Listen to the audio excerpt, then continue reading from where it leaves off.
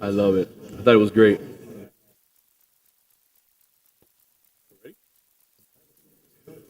Mr. Clerk? Pretty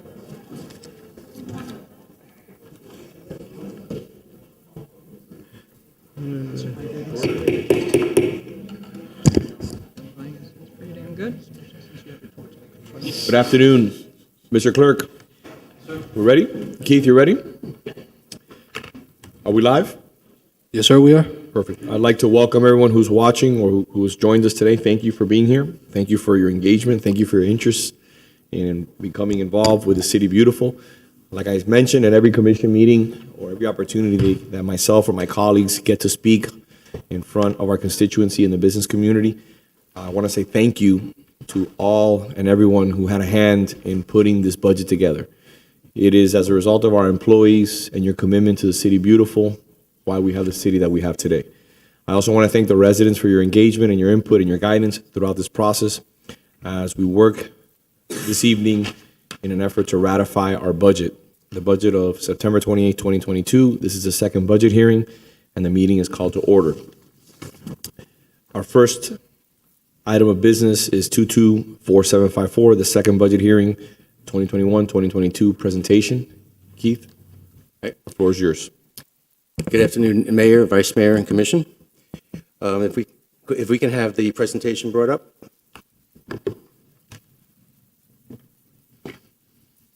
No, not it.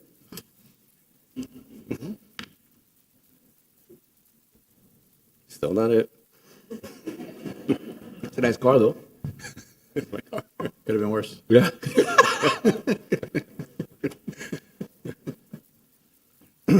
The clerk steps in relief. There it is. Okay, a duplicate. Now we're in real trouble.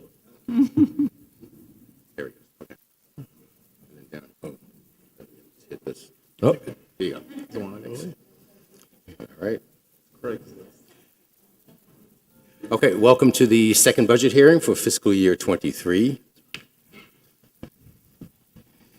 As you can see, we've made it to the final item, although rescheduled from last Wednesday. We're very lucky. Carl Gables did not sustain any damage.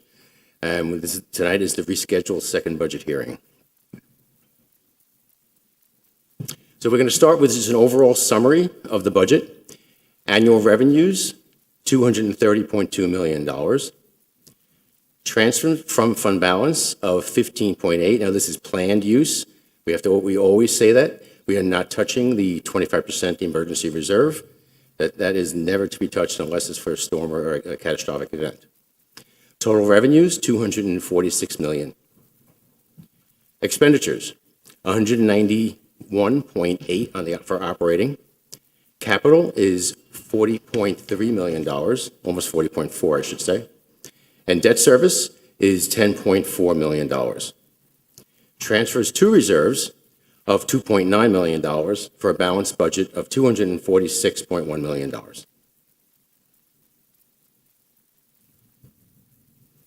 Revenue increases affecting the budget. Property tax, $10.4 million. Country club fees, an increase of just over $2 million. Permit fees, an increase of 1.9. Intergovernmental revenues, almost 1.7. Transportation sales tax, those are the funds that power our trolleys, just over $1 million. Franchise fees, $915,000. Investments, $788,000. Parking fees, $784,000. Capital improvement impact fees, this is anticipated from developments that we feel are going to go into permitting stages during FY23. Miscellaneous revenues of $554,000, and we're going to come back to that number to further explain it. Stormwater utility fee, $445,000, which is going to a sea level rise fund. And then other increases of $365,000 and $360,000. And then just other very small revenue increases that add up together of $1.4 million. Keith, Now, just a quick question on the country club fees. Could you go over a little bit and give some background yes. in regards to those fees? Right, so let's go back to FY22. We had projected, with the help of the Parks Department, fees for the country club. We actually anticipated fees at the time because we felt it was going to open sooner than, of course, it did. But we anticipated fees at a certain level, and we anticipated operating costs at a certain level. The fees were higher than the operating costs. However, we came to the commission with a budget amendment, and we limited the fees to the same amount as the operating budget to be extra conservative. Okay? But now those fees were just for 5 months' worth of revenue, which, yes, lo and behold, we did not bring in. We're going to, when we close the books, we're going to be balancing the country club fund with the general fund. That's accounting-wise how it has to be done. We do anticipate a banner year for the country club starting in FY23 because it will be opening up. So now we're increasing the fees to what we feel a 12-month revenue amount would be, and we're still being very conservative. We have to be very conservative, and the increase would be $2 million over what we had budgeted in FY22. So the reason why I wanted to bring that up really quickly was because, first off, I want to congratulate Fred and his team, Carolina. They've done a great job, all of Public Works, everybody who had a hand in ensuring that we could bring this to fruition. I know I'm probably forgetting people, and I'm sorry about that, but everybody who had played a hand, from parks to Public Works to construction to permitting, engineering, anyone that was involved, it was, thank you. Finance, obviously, finance played a big role, the manager. But this also took a lot of courage on behalf of the city because there was a lot of influence at play, and we made the right decision here. We brought this back home to the city, and I think it's going to pay not only, obviously, monetarily, but it's going to pay in regards to bringing a lot of public trust, because I know a lot of people have joined. People are really excited about this, and I think we're going to do the same thing. I know we're going to do the same thing with Burger Bob's. So I wanted to highlight that because I think it's critically important that, now that we've turned the page on it, people tend to forget all the hard work that staff put in to make this really viable. So congratulations. Right. I mean, it has to be said, you now have a country club for the city, where it wasn't before. Now, we talked about this at the budget workshop in July and the first budget hearing. The standard way of presenting a budget is to compare the prior year amended budget, which includes all the changes that happened from the adoption last year to where we are right now, to the new budget that's the very simple adopted budget of FY23. The only problem with that is that there are one-time items in the amended budget from the prior year that will sort of skew the picture of what your revenue increases on the recurring side would be, because they're one-time items. So we're going to go to the next slide. Now, I just want you to take notes before we do. If you look at miscellaneous revenues, you'll see it's $554,000. Now, keep your eye on that number. We go to the next page, and you're going to see in prior year, there were $5.5 million worth of one-time items, which are gone. So the true amount that is being budgeted for in FY23 is $6.1 million. Makes a big difference when you look at the bottom line. Let's go back up again. You're going to see here that in that first column, the middle column where it says increases, the bottom line says $23.3 million. Once you adjust it for the prior year one-time items, you see that the total revenue increases are $28.9 million, which is a big difference. You have to look at it that way, because we have to come up to that number and show you what we did with $28 million. Okay, so let's keep that in mind. Now, similarly, on the revenue decrease side, this is what it looks like when you compare the current year to the future for the next year. You have a lot of these decreases that look like this tremendous decrease in what we're bringing in. Okay, there's one-time items in there, major one-time items in there. Now let's go to the next slide, and you'll see the difference. You're going to pull out some of this debt. You're going to pull out the impact fees. It changes the number from a $4.6 million of decreases to only a decrease of $177,000. Big difference.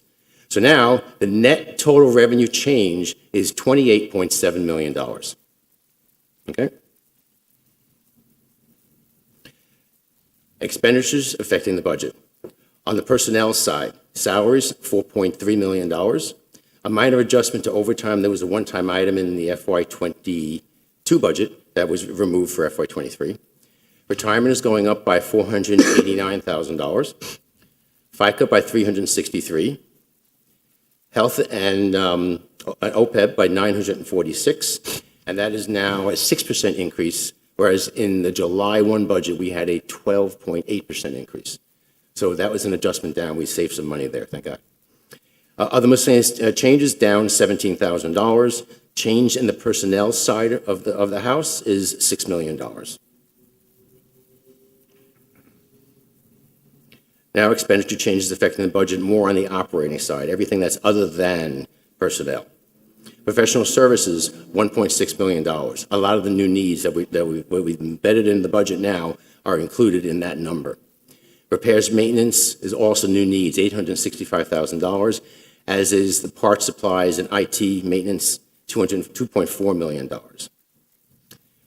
A big piece of the amount in the parts supplies is actually, it's just the way that we categorize it, is $1 million for general liability insurance, which we had no choice but to cover because the premiums are going up. That's a big hit in any one year. Equipment additions, different replacements is down $813,000, a one-time item, and we're going to address that also. Debt, employee payouts, contingency also down, grants down. Now, all these items that you're seeing is down, again, they're one-time items. So we want to take a look at the next slide, and you can see the effect that it has. If you take out the one-time items from the prior year, you'll see it gives you a better picture of the actual changes to the operating budget. So prior year reappropriations, you can see that middle column there. We're pulling out almost $4 million from what we said was in last year's budget. So now the net change to the operating budget, both on the personnel side and the operating side, is about $11.8 million.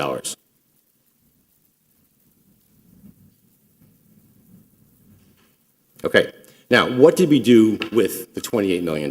That's very, very important. Because we know this year was a very good year, but on the other side of the coin, expenditures went up tremendously on the operating side. Plus, we have a goodly amount of high-priority capital projects, which we know we have to address.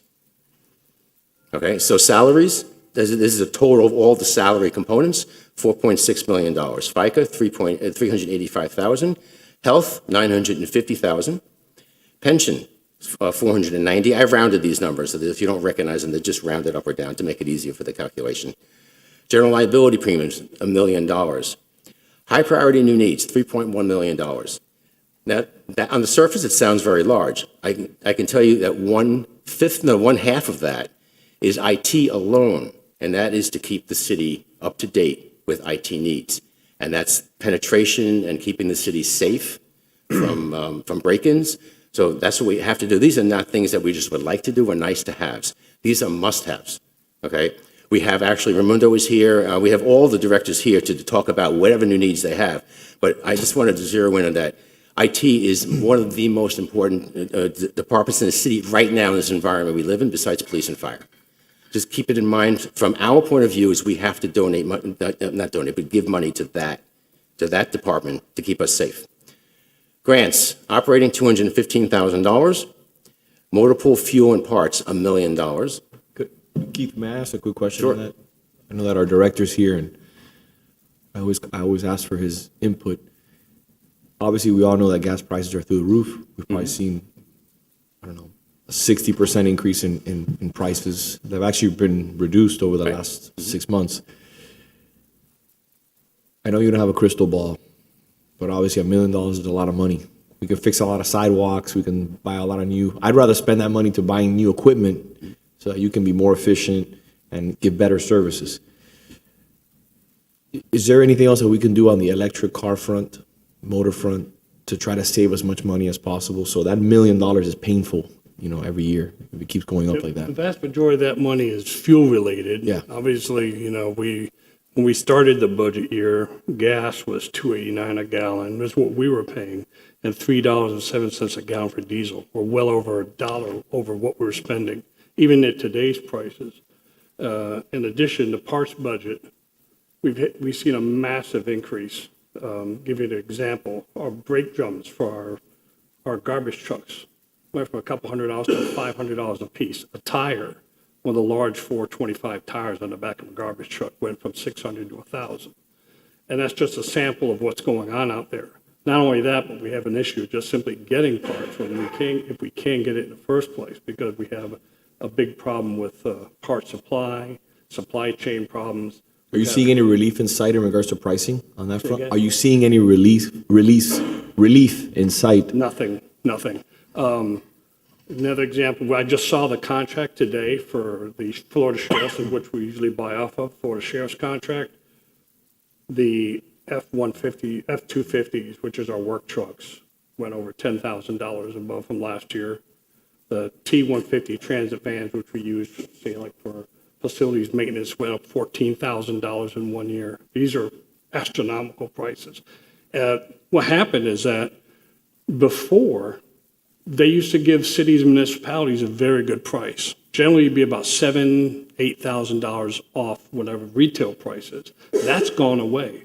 Right now, we're seeing maybe $1,000, $1,500 because the dealers are getting MSRP or above on these vehicles. So they almost completely cut out the incentives for cities to buy, the incentives on the contract. They almost completely cut them out. So right now, how many electric vehicles or hybrids do we have in our fleet? I'd have to give you a number on the hybrids. We just ordered, I believe, 25. We got another, I believe, 16 on order for this year.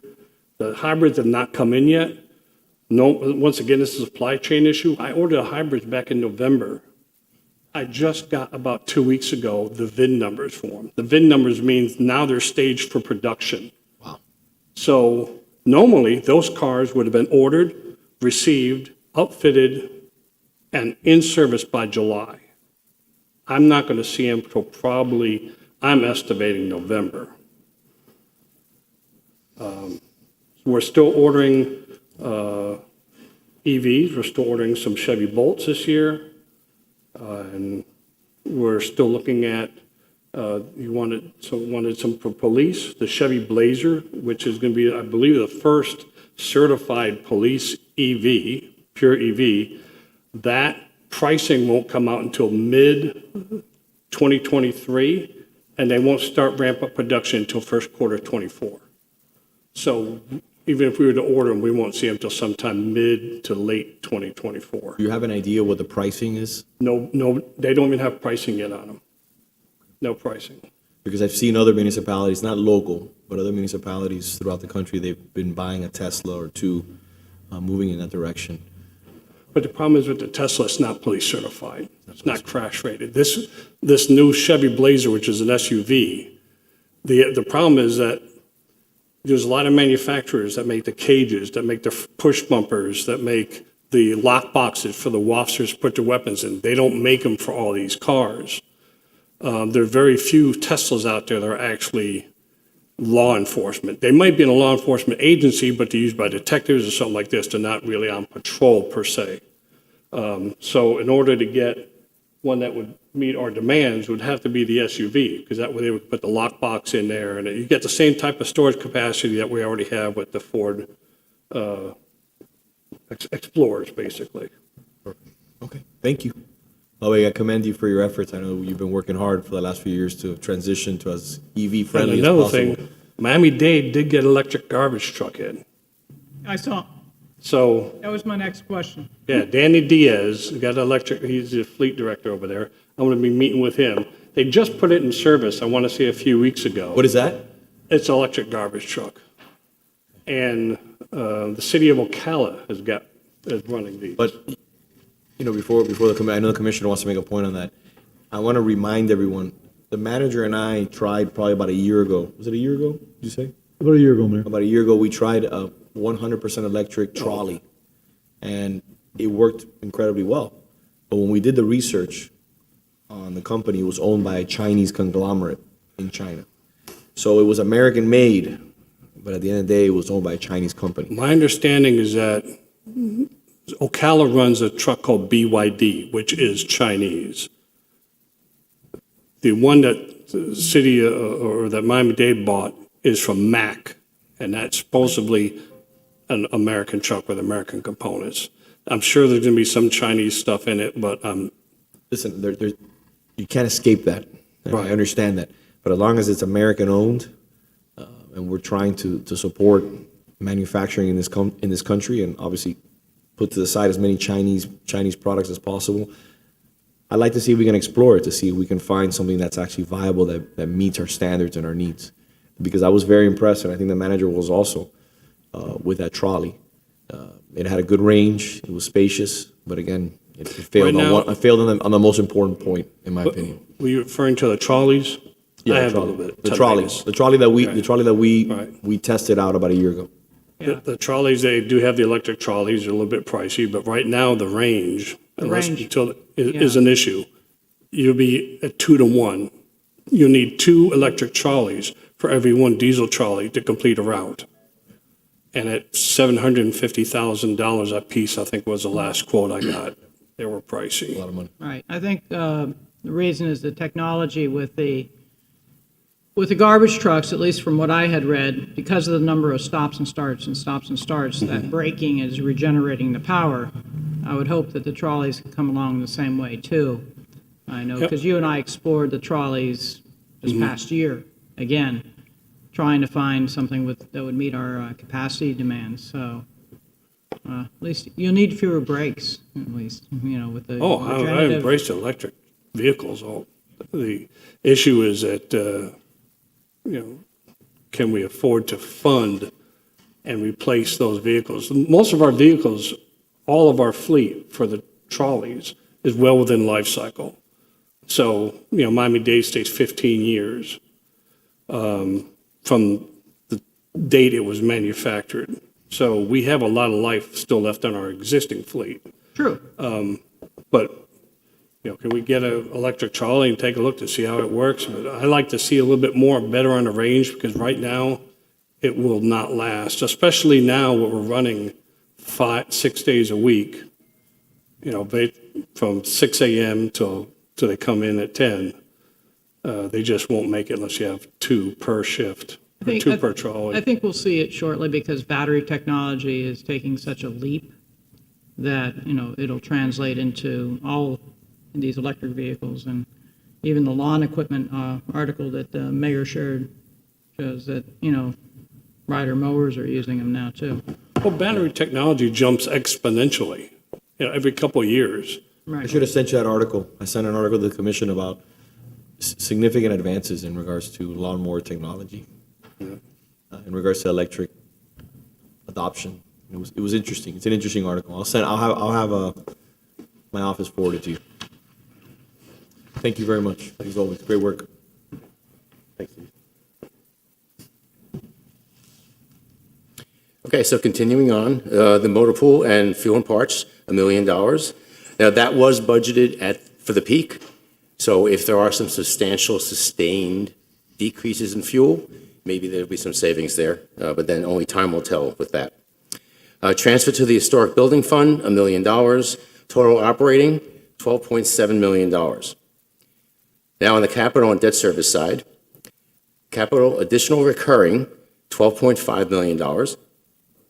Grants on the capital side, $1.65 million. Debt service due to schedule fluctuations, $1.8 million. Total capital and debt is $16 million.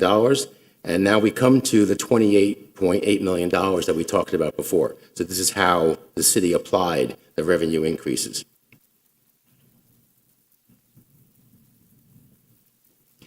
This slide was actually requested by the chairman of the Budget Advisory Board. He wanted to know the total cost of labor. So we have total salaries, this includes part-time and full-time, total benefits, and then a total together, and then the percentage of that each department's operating budget.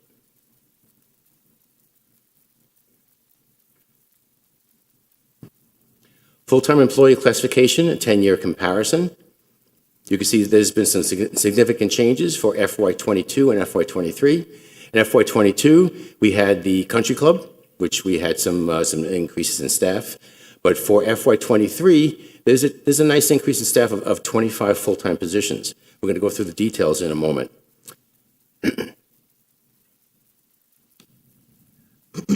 So in positions added to the budget, 25 full-time and 2 part-time. Development services, Code Enforcement Division, 2 code enforcement officers. The Building Division, a chief mechanical official for part-time. Public Works, Green Space Management, Maintenance workers, two, there's 3 of them, and that's to help enhance and maintain the city's landscaping. Innovation and technology for ERP support, 2 analysts. Those analysts are only approved for hiring in the last quarter of the fiscal year.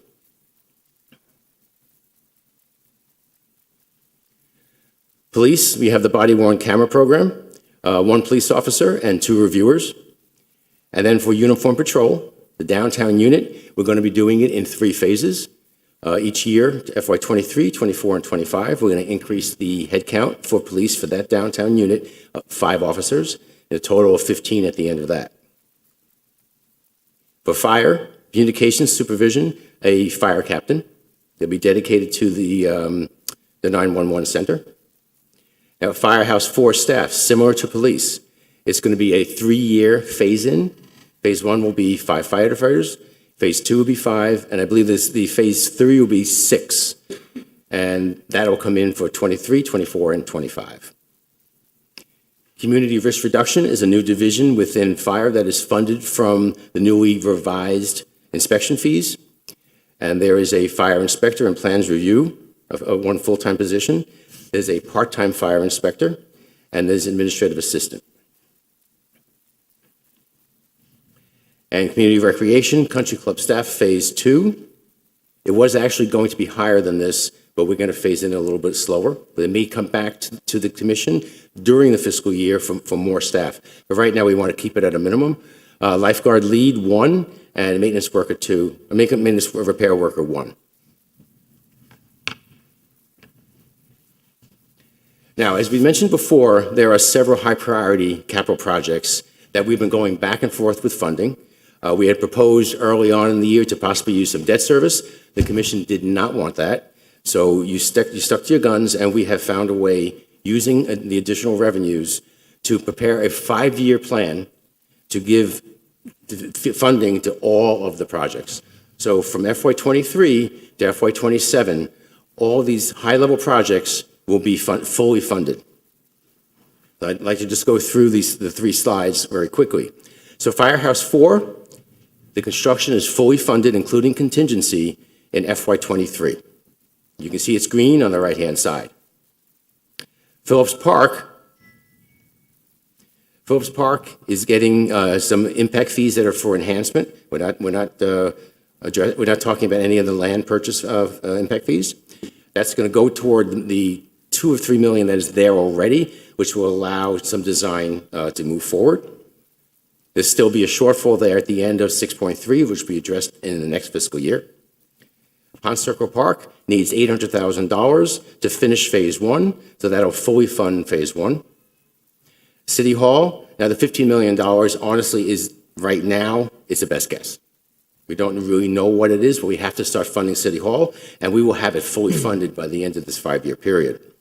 But we're going to be putting in just over $1 million in FY '23, which will allow for assessment and some construction drawings, and potentially windows if there's enough to cover at that point. Otherwise, windows will be addressed in FY '24. The gondola building, we're going to putting some funding in there. Oh, no, I'm sorry. The gondola building is matching the grant and putting in contingency. So the total from the city would be $975,000. We got a grant for $750,000. So we're actually beating the 50%. Venetian Pool is getting $487,000. And then the Building Historical Fund is funding almost 3.3 to fully fund the restoration that has to occur there. You see all those items in green we're funding in FY '23. Now the next slide shows FY '24 and FY '25. So in the left-hand column, those are the items that are fully funded. If you look all the way toward the right, you're going to see what gets funded by the time FY '25 comes along. Okay, so Phillips Park is fully funded in FY '25, and Pond Circle Park, that was already done, and City Hall gets additional funding. Venetian Pool is funded, and the Alhambra Water Tower is fully funded in FY '25. Make sure I got this right. I take that. Yeah, no, that's right. So Phillips Park is fully funded by FY '25. In FY '26 and '27, we are putting those extra recurring revenues, we're still committing them toward City Hall. So by the end of FY '27, City Hall should be fully funded for its restoration. And I want to reiterate, no debt, no additional debt. And then honestly, I think it's 2 or 3 years after that we're going to be retiring some debt. So it's a good thing to look forward to. Now, we're going to go over just the funding amount for each capital category. If anyone has a question, we can stop and talk about a particular project. For capital equipment, almost $2.9 million.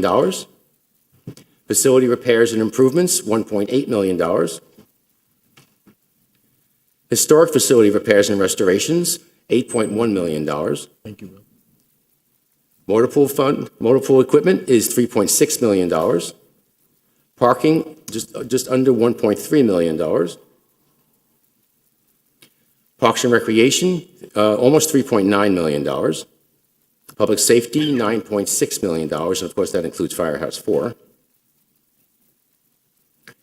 Transportation and right-of-way improvements, $3.8 million. And as the request that was made at the workshop, the commission asked for additional funds for pedestrian infrastructure, which is the sidewalks, and for the traffic calming, and we did that.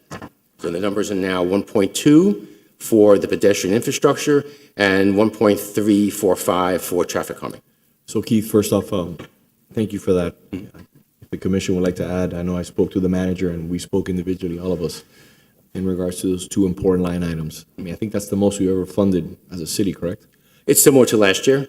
Originally, we were just shy of that. I think we did, it was $1 million in the first go-around for sidewalks, and traffic calming was, I think, 1.1. I'm not really sure the exact number we had in the first. I mean, it's more than but it's more last year. money, significantly more money, yes. So you're talking about 20% increase in regards Yeah. to the sidewalks or so. Right.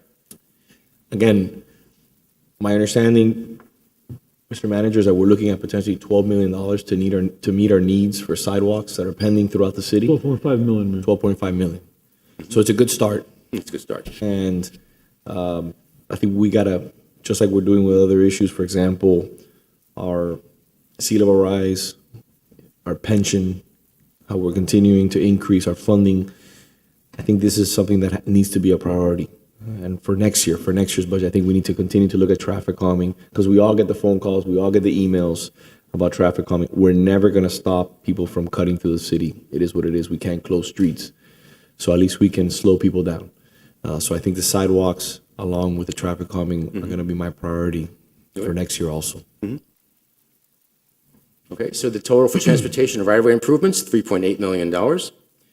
Utility repairs and improvement projects, just over $9 million. The total capital budget is $43.9 million. That's a significant amount of money to put toward capital projects.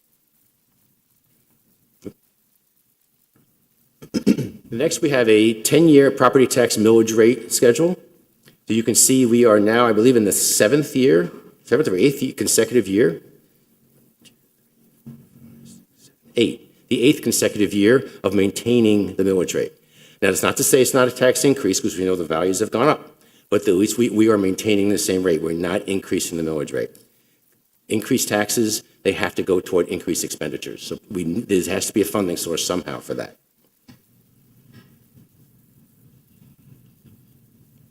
Now, this is one of those slides that we look at the number that you're showing in the upper right-hand corner of taxable value, $741,000, and it's an average given to us by the property appraiser. It's an average that doesn't apply to everybody, because sometimes they actually have numbers in here that are higher than the 3% cap for a homesteaded property, which on the surface doesn't make any sense. However, there's new construction in there. There's a bunch of things because it's an average. So we try to tell everybody that everybody's property is limited to the lesser of the local CPI or a 3% cap. So that's just, if you're a homesteaded, that's the most that your values can go up. Okay? So if we look at this average value of $741,000 at 5.559, the city of Coral Gables portion of the tax is $4,123. That's $120 over the prior amount from last year. Do you have statistics about how many single-family homes in the city claim a homestead exemption? Yes, I think we have some slides that would show. It's not the actual number, but it's percentage of the total homes You have percentage of total homes that have a homestead, that claim a homestead that are exemption? homesteaded, yes. Mhm. We You have can that get the number. historically? I'm sorry? You have that historically? We can put something together for you. In other words, if you wanted to see what percentage of single-family homes have been claiming a homestead exemption for over 5 years, just to pick a Right. arbitrary number. Is that something that you have those statistics? Well, we can get it from the property appraiser. All right. Yeah. If I remember correctly, it varies a little bit here and there, but pretty much it stays similar, to that. I know from my neighborhood, it was always very similar. Now, after the pandemic, there's many more rental homes which are not homesteaded, or they should be homesteaded. So I don't know if that's happening here in Coral Gables, but we can get those numbers and put them together for you. Yeah, I think it's something for us to, we should be looking at that. I mean, Right. we should be understanding what the dynamics are in that respect, not only as it relates to the budget and obviously the millage rate and revenues generated by that, but also just Right. generally speaking. Vice Mayor, we do have a slide on it, but what you're looking for is the dynamics, and we can look into that. Yep. Okay, now, if we take that value of $741,000 and apply it to the proposed millage rates of the other full-service cities in Miami-Dade County, you can see the difference. So Coral Gables, we know our tax, this is the Coral Gables portion, is $4,123. But if you take that same value and the millage of the city of Miami, that person would pay $5,843. Similarly, Miami Beach, it would be another $300. And then for Hialeah, it would be another $500, and it would be less for Key Biscayne. That we understand? It'd be less. We know Key Biscayne doesn't have some of the legacy issues that we have, but I wanted everybody to know that their millage rate is creeping up. They've been going up because when we started this, they were in the 2s. Now they're in the 3s. So And my understanding, they're actually raising taxes this year, is what I've heard. yeah, I would assume it because I never remember it being this high ever. So again, we can get those type of numbers as well for comparative purposes.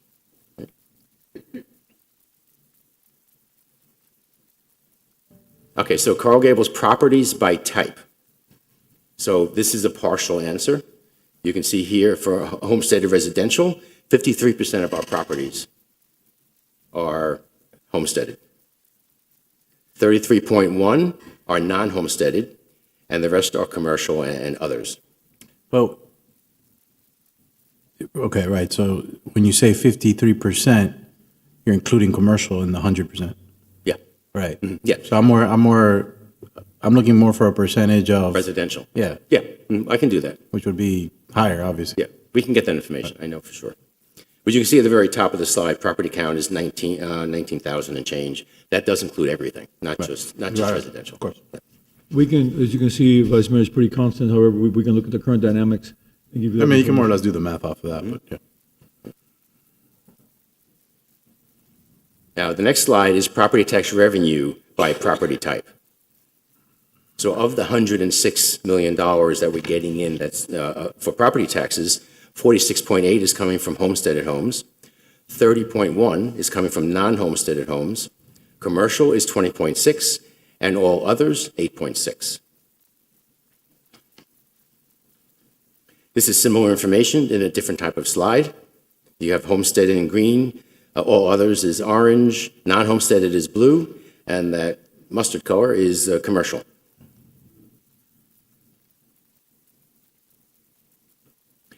The 10-year municipal millage rates for the full-service cities.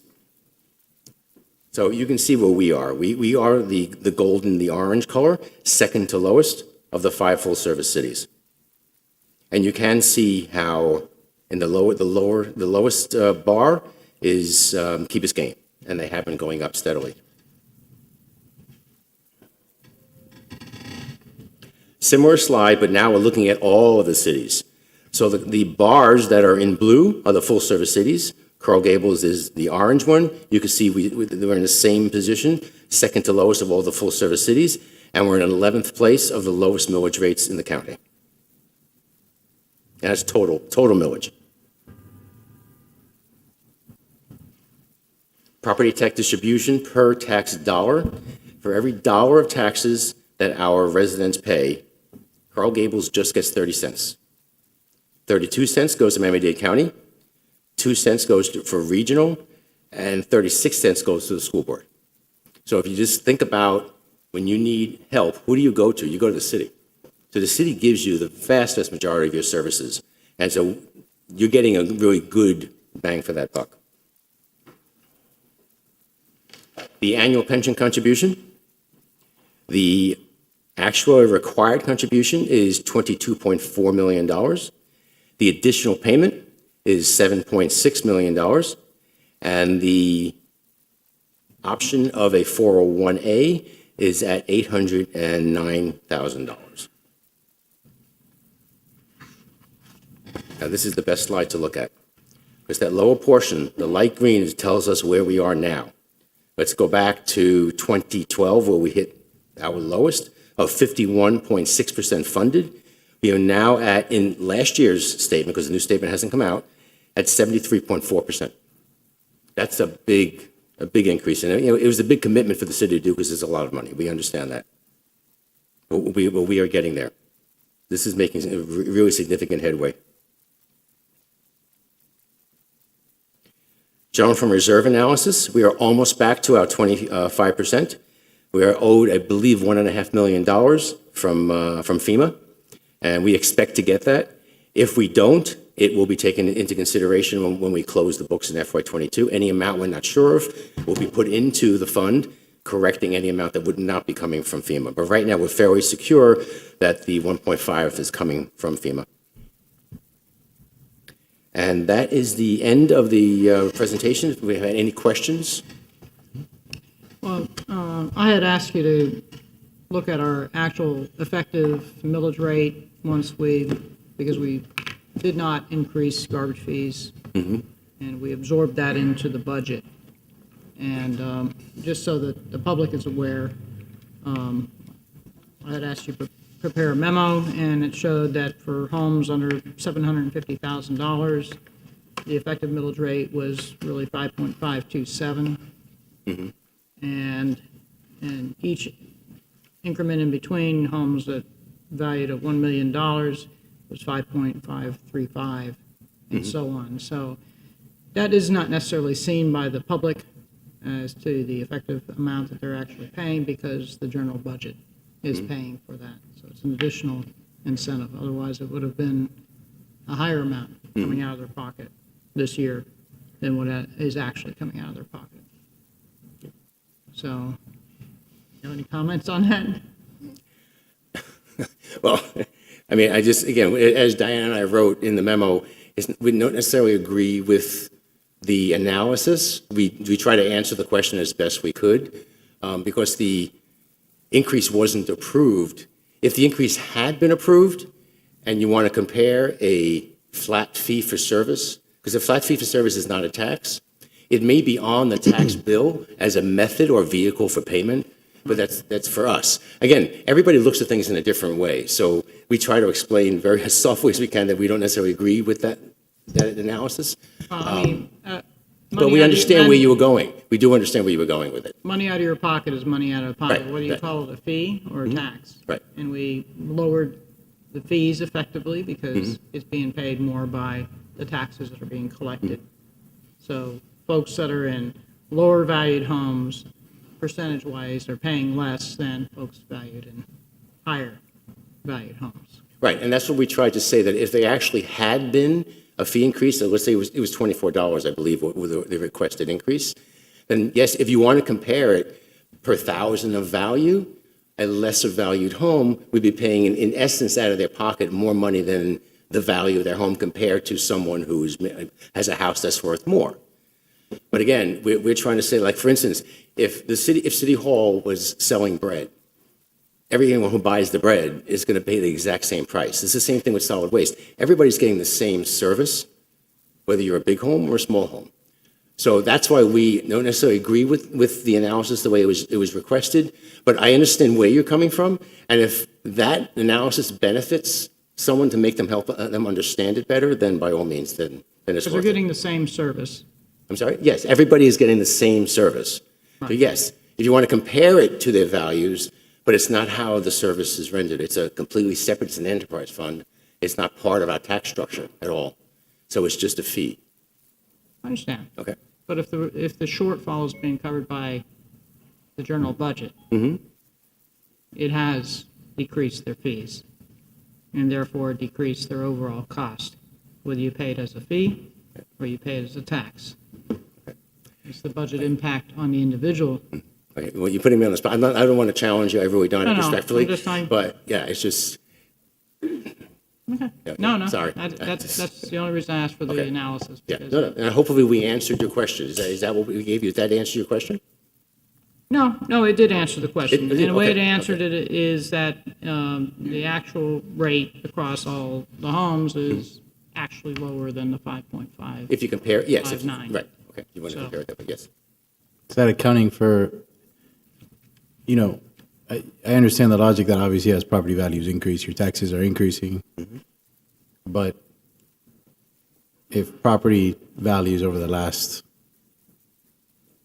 7 years in the city of Coral Gables, what percentage would you put on how much higher they are? Oh, I mean, yeah, I mean, it's everywhere. But I mean, as I said, even though we got a tremendous increase in dollars, just keep in mind that Coral Gables is a steady incline. Right, of course. Not a this. It's a steady climb. That's and yes, because of the percentage of homesteaded properties. So most properties are going up by 3%. Yep. Right? Correct. 53% of all properties, including commercial. Right, but that If you helps take out our commercial, it's stability. right, of course. Right, absolutely. Yeah. And our current inflation rate is 8 to 9%. Right. And that compounds year over year. So somebody who's been living in their home for 20 years, their taxable value is obviously extremely low relative to somebody who were to buy the same home today. Right. Right. Any other questions? Anything else for the good of the order? Mr. Clerk, do we have any public comment? Yes, sir, we do. We have one speaker, Ms. Maria Cruz. Ms. Cruz, good evening. Thank you for joining Good us. evening. Can you hear me? Yes, ma'am, the floor is yours. Okay. Well, I have a few questions. I heard on the development services that we're adding 2 officers, but I did not hear anything about a code enforcement manager that was not in the budget last year, was added sometime. According to Ms. Gomez, it was supposed to be as of October 1st, but the salary increase began sometime way before that. So if that is not on the budget, what does that mean? The 2 officers equal 1 code enforcement manager, Can I? Go ahead. salary wise? Keith, go ahead. Yeah, so what Development Services put through a request during FY22 to reclassify an existing officer to a manager. So that is in the budget in FY22 as the amended budget. So you're not going to see it just as a single item in FY23. FY23, now on top of that change, so let's say for argument's sake they had 10 officers, now they have 9 and a manager. FY23 is adding 2 officers to that 9. That did not increase any I- headcount. That was a reclassification that we've always had a manager and we needed that. Okay, I am a little confused, but I will look for the email because I was told by the finance director that this new position is a new position, much higher salary. Actually, the person moved from code enforcement officer and the new position was close to 30,000 more.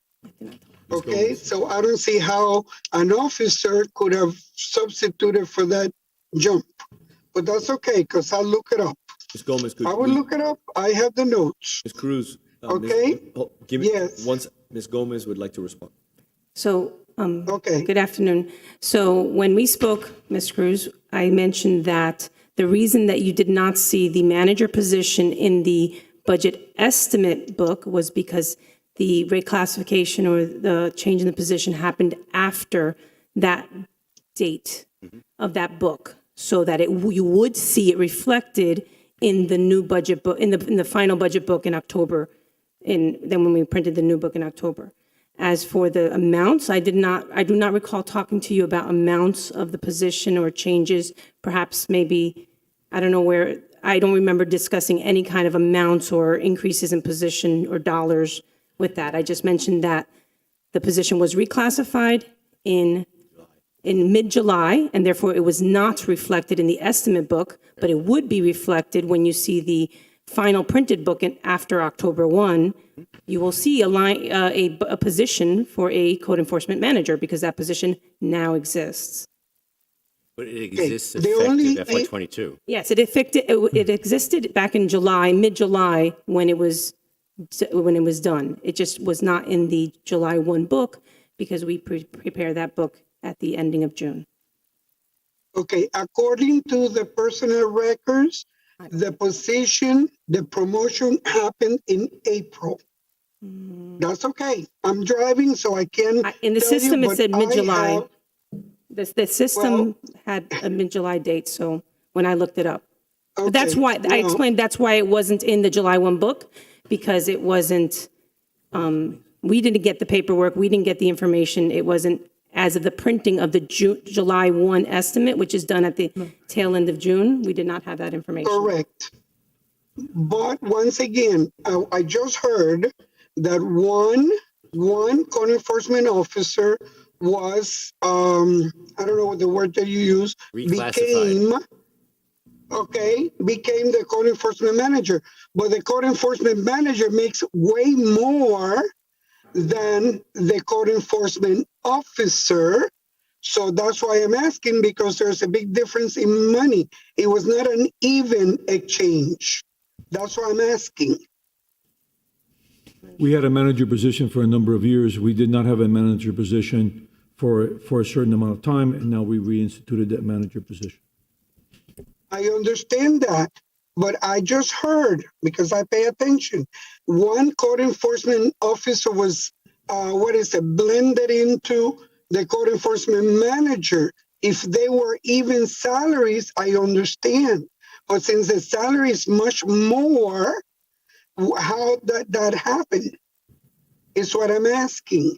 But that's okay. Next request is going to be the salary, the payroll, because I believe the new salary began in April. Okay, but that's okay. I could be wrong. No problem. Now, moving to the high-level projects. I have a big issue here. City Hall was funded.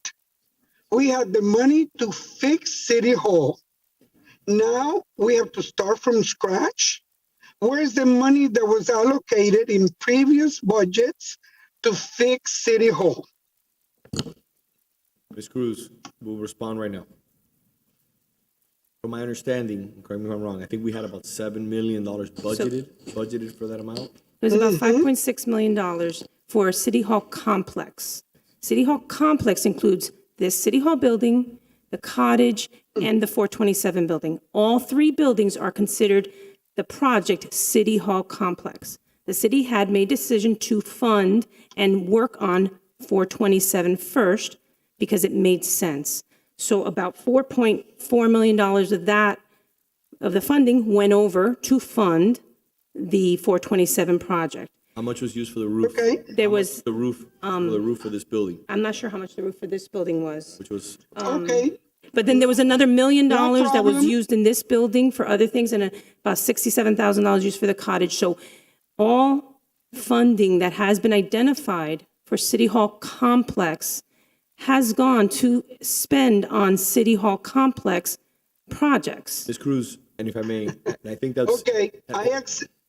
Ms. Cruz, one second. I'm sorry. No, just one second. I think it's important also to acknowledge that by completing 427, our staff has a professional working environment that they haven't had in a very long time. Which I think will benefit everyone. More light, better HVAC system. It's a better opportunity for them to really conduct business. It's also, And it's also taking stress off this building because you have less people walking in and out, basically deteriorating this historic gem. So that's number one. Okay. So the roof has been fixed. So that took, I can only imagine what the cost was in regards to, I know that they told us a while back ago, but I don't remember what it was right now, but it was probably a significant roofing job. That has secured the building, the integrity of the building. There's no more leaks in this historic building. Now, the next thing that needs to be done, which is a heavy lift, which will have to come to the commission, and Mr. Adams and a few of us would potentially agree or disagree on this issue, is what we're gonna do, how we're gonna proceed in regards to the windows. That is going to be a very costly project, especially if you go with the conventional historic wooden windows, or you find an alternative which could potentially, which in my Okay, opinion could be more beneficial and still costly, but last much longer than wooden windows. But we'll cross that bridge when we get there. Also, I think to add to Okay. your point, Ms. Cruz, if I could, to add to your Sure. point, thank you. If to add to your point, logistically, it makes sense to now move everybody out of the third floor over to the new building. Now you can renovate here. It's number one. Number two, it's also the department that frankly people interact with, other than police and fire, the most in terms of coming into a city building and interacting with people. So it's important for us to have an updated facility, and it'll make the renovations here easier to navigate logistically. And those are two very important issues that we looked at. One is getting the stress off of this building, and another, getting code enforcement out of the cottage, out of the mezzanine, and out of the top roof, and get them over and make this, the renovation of this building much easier. And again, it's a major Okay, may I- funding stream for the city, so we want to make sure that we offer the best facilities for people to feel comfortable coming to the city, along with the employees. Okay, Go ahead, May I Ms. Cruz. I know continue? you, please, the time Okay. is yours. The time is yours, so take your time. I appreciate the answers, but you know what? The good thing about this city is that we have access to minutes. And you know what? I assure you that when we talked City Hall, we were talking about the windows, we were talking about the City Hall building. But that's okay, because once again, I will pull the minutes. And let me tell you what the anguish is. It's very good to explain the way you're explaining. It makes sense, but that's not what we were told when this money was allocated. That's okay. I accept the explanation. I'll come back with the facts that I find. Okay? The other thing about the high-level projects, Pond Circle Park. I'm going to have to do some research too. I thought Agave was taking care of that. That was part of the development agreement, whatever you call it. Now we are putting in $800,000. What happened to the Agave plan? Can I address? Yes. Go ahead, please. Okay. All right. So yes, any of the development fees that were meant to go to Phillips Park are the project. Ponds Park are going there. The park phase one is coming in higher than we expected. The city is putting together the rest of the funding. For this last piece of phase one, we were short about $800,000. So there's been no change there. This has always been the plan, as far as I know, to be phase one and phase two. We are funding phase one now. Actually, we have more money Okay, and then- from Agave. We have the $2 million for the Agave Promise for Pond Circle Park.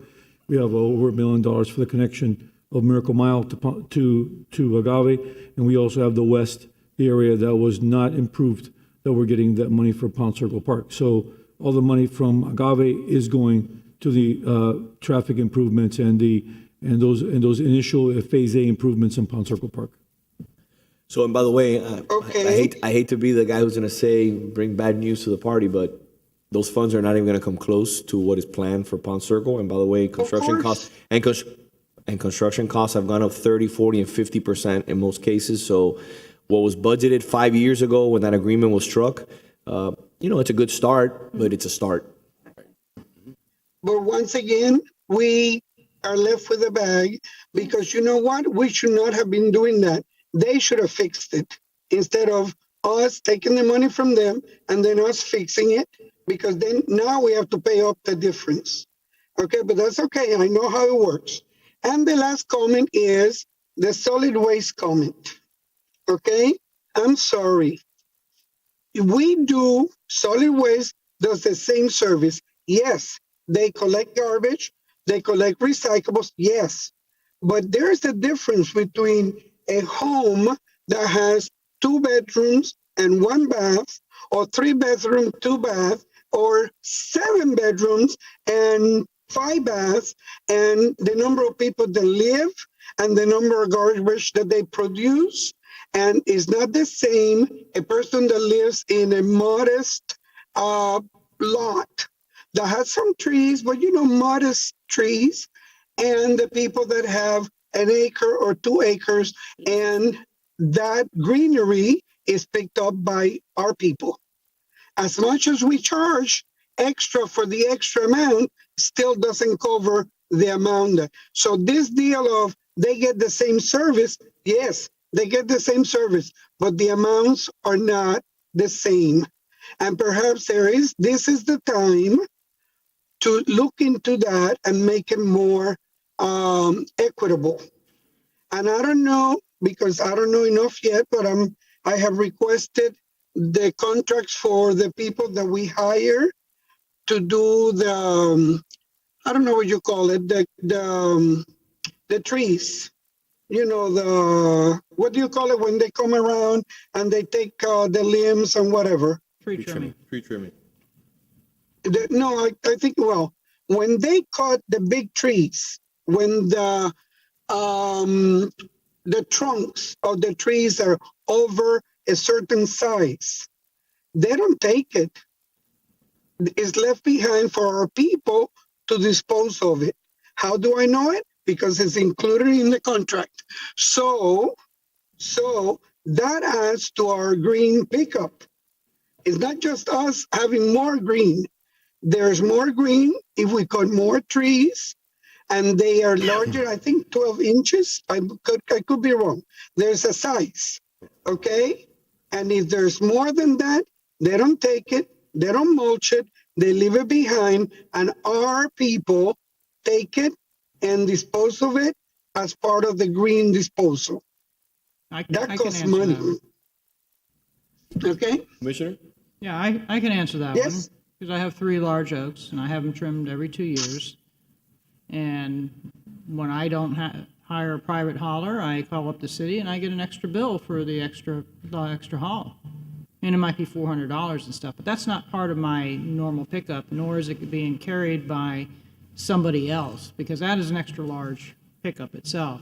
As far as the tree trimmers that work for the city, they have their own chipper truck, and they chip up everything that's there. If there's an extra large trunk that their equipment cannot handle because it's too large, then the city takes care of that with another type of truck hauling. And that's not an additional hauling fee for that resident, as normally would happen if that came off the resident's property. We also have a public works inspector that goes and charges additional costs to those piles that are extra large. Yeah, that's my Yes. pile when I trim my trees. So, Yes, no, it's but not what- carried by the rest of the residences there. Now, we're gonna have a No. solid waste meeting. And as far as how to devise fees or fare for people, we can, explore that during the solid waste meeting. Okay? When is the solid Okay, waste meeting? the or- It's being rescheduled. We don't have a date Because yet. it was, however, our public works inspector does go out and measure piles, and piles that are excessively large, there's an additional fee charged for those piles. Right, whether they're in but, Gables I wasn't- Estates or the Northern Gables. Yes, wherever they are, Commissioner. I'm sorry, I was not talking about the residents.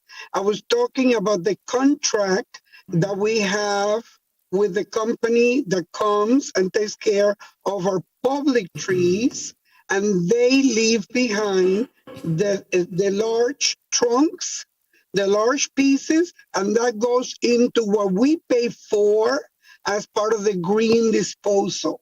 That's what I'm saying. It's not just what we dispose.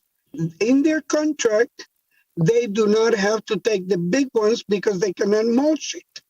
But how much of that goes into what we pay for disposal of greens that we think is for us and it's not? That's the question. Hi, good afternoon. Hermes Diaz, Public Works Director. So you are correct. The way the contract is currently written, I believe that, and it's been like that probably for, I want to say 10 years, give or take. when the removable trunks are bigger than 12 inches, solid waste picks it up. At the end of the day, the city's paying for it no matter what. If it was included as part of the contract for whatever company took it, they will be charging us a higher fee. The fact that it's included into, because, these contracts require to bid, and those are the terms of the contract. If when the contract comes back again, I'm not sure when that is due, if we remove that provision, I'm sure they're going to increase the cost accordingly. So either way, we're paying for it regardless of who picks it up. So I have. I understand, for you. but that's not what I'm saying is that counts towards the amount of green that we're throwing out. And maybe that's one thing that when we talk about we're throwing out, we're disposing of more green than ever. Well, how many more trees are we cutting that are that big? That's the issue. So I have a quick question for you. We take and we chip some of our wood and reuse that wood for the park's landscaping. Can you explain how that works? Correct. We actually have a pile of mulch at PW. We take a lot of wood, it gets mulched, and we actually use that so we don't have to buy mulch. So that's a bigger type of chipper than it goes around behind the truck. yes. So that's I why believe those so. branches have to be hauled. Right. So we do have a big, nice pile of mulch, and, there's a significant, I don't know how much, but there's some savings there as well as a result of that operation. Right. We don't have the tipping fee and it saves the mulch fees. Right. Whether we do the hauling and tipping or if the contract changes, they do the hauling and tipping. I believe that Been waiting here. that has to be paid one way or another. Well, I mean, you chip it up and we use it at And the parks. and we use it for chipping, correct? Yeah. For mulch, excuse me. Yes. Yeah. Ms. Cruz, anything else? No, that's it. Thank you. Perfect. Thank you. Thank you for joining us. Thank you very much. That's it, Mr. Mayor. Perfect. Then let's close the public comment. With that, Mayor, if I could read them into the record? Yes, I just want to make sure that none of my colleagues have anything else they'd like to say, or any of the employees, any of the directors here would like to say anything. I want to make sure that you always remember that this is an open opportunity to come up and make your concerns or your needs heard. Okay? By the way, I will be having a meeting next month with all directors and the manager, as I do every single year. So I hope that you come prepared to that meeting, as you always do, to make sure you can tell us, this commission, what we can do to be better and service the city to the highest ability with your help. And I'll be meeting on a separate meeting like I did last year with all employees who want to join us. We make it open. It's a candid meeting to have a conversation with the mayor and along with my commissioners if they'd like to join, like they always do. So just remind that on the public record. Thank you. Madam Miss- City, go ahead. Before you move on, we do have a member of the public who has a question and he would like to ask it for the record. Of course. It's Mr. John Cosomano. Okay.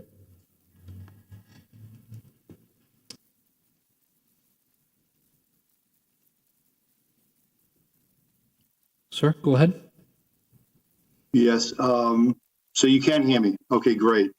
What my question was that the gentleman that sits to the mayor's left was making a point about the percentage of homestead properties, and I wasn't really understanding why he was, making that point. Could he elaborate on that, please? Sure. Really just for public benefit, so that everybody sort of understands that there's a large percentage of the homes in our city that the increase in the amount of taxes that they're assessed every year is capped at 3% as a result of Homestead, Save Our Homes program here in the state of Florida.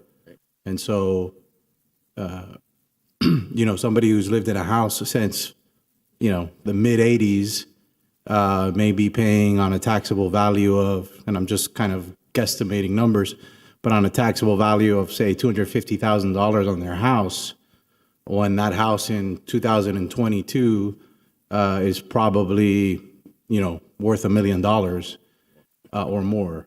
And so when we talk about the millage rate and the impact it has on increased taxes, we have to keep in mind that a large swath of people that live in the city, the majority, have a homestead exemption on their home. And the question I was asking was, it'd be good to have a historic view of that to get a sense of how many have had it for a prolonged period of time, not just currently.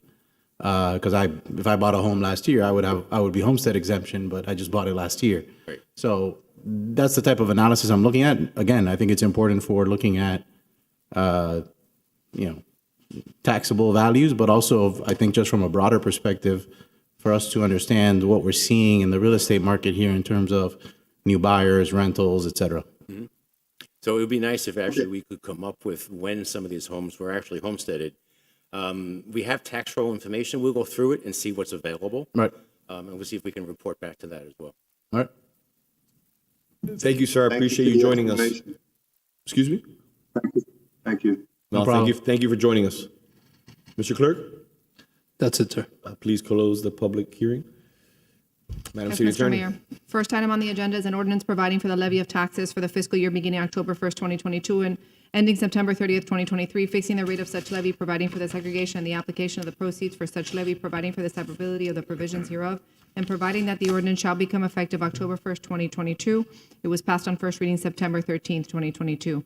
Be it ordained by the City Commission of the City of Coral Gables that in compliance with the Constitution and the laws of the state of Florida, as now written, taxation is hereby levied upon all real and personal property within the present corporate limits of the City of Coral Gables for tax year 2022, a tax of 5.559 mils, which is a 10.42% increase over the rollback rate of 5.0344. All proceeds of the collection of this levy to be recorded in the general fund of the City of Coral Gables shall be reserved therein and dispersed or transferred therefrom for the sole and express purpose of paying necessary operating and capital expenditures for the City of Coral Gables, its department, offices, and properties for the fiscal year ending in September 30th, 2023. This ordinance must pass by a 4/5 vote. Can I get a motion? I'll move it. I'll second. Mr. Clerk? Commissioner Anderson, Yes. Commissioner Force. Yes. Vice Mayor Mena, Yes. Commissioner Menendez, Yes. Mayor Lago. Yes. Madam City Attorney? The second ordinance is an ordinance adopting the annual budget of estimated revenues and expenditures for the fiscal year beginning October 1st, 2022 and ending September 30th, 2023, providing for the severability of the provisions hereof and providing that the ordinance shall become effective October 1st, 2022. It was passed on first reading September 13th, 2022. Whereas the city manager prepared on July 1st, 2022, submitted to the City Commission budget estimate for the revenues and expenditures of all city departments, divisions, offices, properties for the fiscal year commencing October 1st, 2022, and copies of such estimates have been made available to the public for viewing at the Coral Gables Library and Office of the City Clerk. And whereas the budget estimate submitted to the Commission on July 1st, 2022, in the amount of $230,118,728 has been revised by the City Manager to include revenues and expenditure increases in the amount of $15,968,295, bringing the total budget amount to $246,087,023. Whereas the revised revenue estimate of $246,087,023 includes total revenues from $230,237,821 and transfers from the fund balance of $15,849,202, and the revised expenditure estimate of $246,087,023 includes expenditures of $243,149,664 and transfers to revenues of $2,937,359. Whereas there's an additional clause in it giving the authority to the city manager and his or her designee to execute grant agreements for grant awards included in fiscal year 2022-23 annual budget submissions. The total operating revenues are $230,237,821. Total transfers from revenues, $15,849,202. Total revenues, $246,087,023. Total operating expenditures, $191,847,802. Capital projects, $40,356,063. And the total expenditures come to $246,087,023. I entertain a motion. Move it. Second. Mr. Clerk? Commissioner Force. Yes. Vice Mayor Mena, Yes. Commissioner Menendez, Yes. Commissioner Anderson, Yes. Mayor Lago. Yes. Madam City Attorney? A resolution adopting the capital improvement program for the five fiscal years from 2023 through 2027, whereas the city manager has prepared and submitted to the City Commission a 5-year capital improvement program for fiscal years 23 through 27, that the proposed capital improvement program for fiscal year 23 through 27 is hereby adopted as a long-range strategy for capital improvements. I'll entertain a motion. Move it. I'll second. Mr. Clerk? I'm sorry, who moved it? Vice Mayor? Vice Mayor beat me.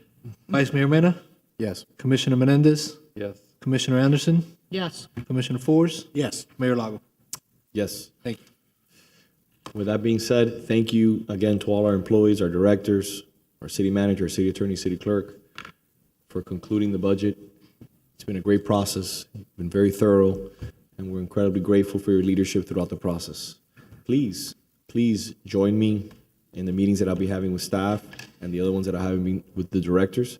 I want to hear what you have to say. It's incredibly important to us, to the commission.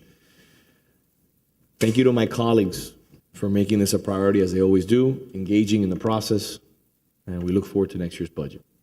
Thank you. With that, the meeting is adjourned. Thank you.